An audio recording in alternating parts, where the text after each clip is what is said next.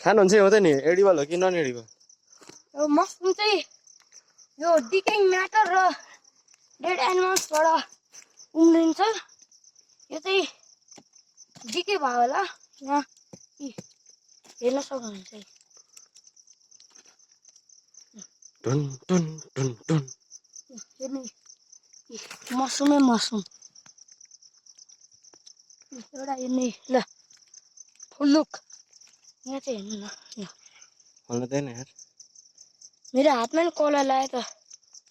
के हो नभएर यतिको छोड्यो अब आउने बेला हेरौँ छैन म्यान भर्सेस वाइल्ड यहाँ हेर्नु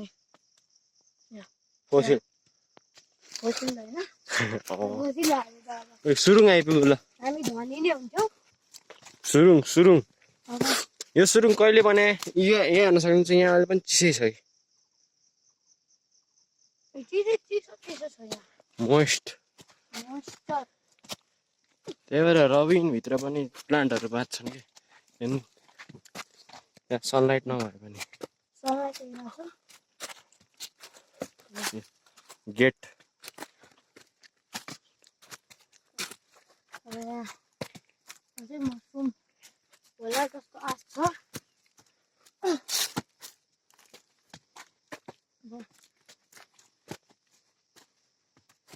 पुरै नेचरै हो 100% त्यहाँनिर के एउटा म्यानमेड ठिङ्ग सिक्यो त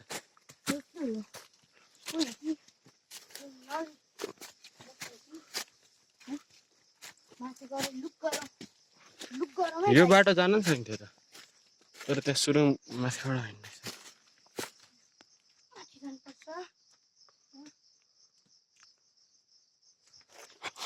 हाइट क्यामेराम्यान नेभर डाइट्स ऊ के पिउनुपर्छ भन्दैछ त्यहाँ पानी अब यहाँ ओहो सानो पुल कति मिटर क्या दामी पुल यी माकुरा भर्खरै हाउसल गरेको थियो एकदमै घातक प्राणी यो गर्नु न -10 सेकेन्ड यही छ क्यामेराम्यान कोइरालहरू पनि देख्न पाइएन भन्ने आश छ अगाडि क्यामेराम्यान पछाडि क्यामेराम्यान अब फेमसै भयो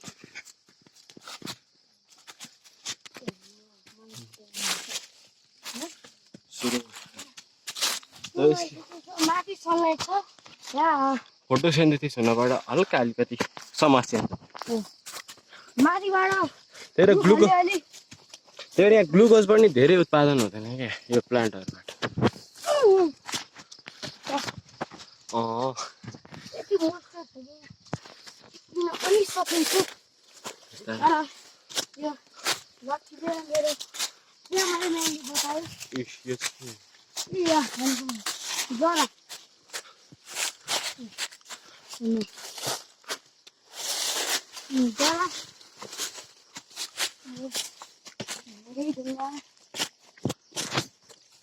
प्लान्ट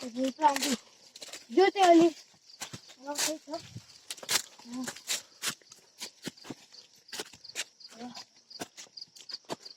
अब हामी तलबाट अर्कै दुनियाँमा आइसकेको छौँ लाइक माइन्डक्राफ्ट मेरो पोर्टलबाट नेजरमा आयो ओभरवर्ल्ड जस्तो छ त यता यहाँको भ्यू एकदमै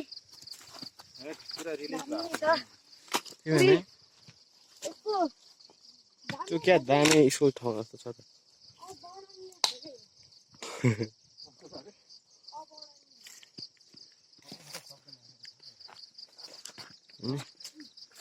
फाइनली गाइस माथि आइसक्यो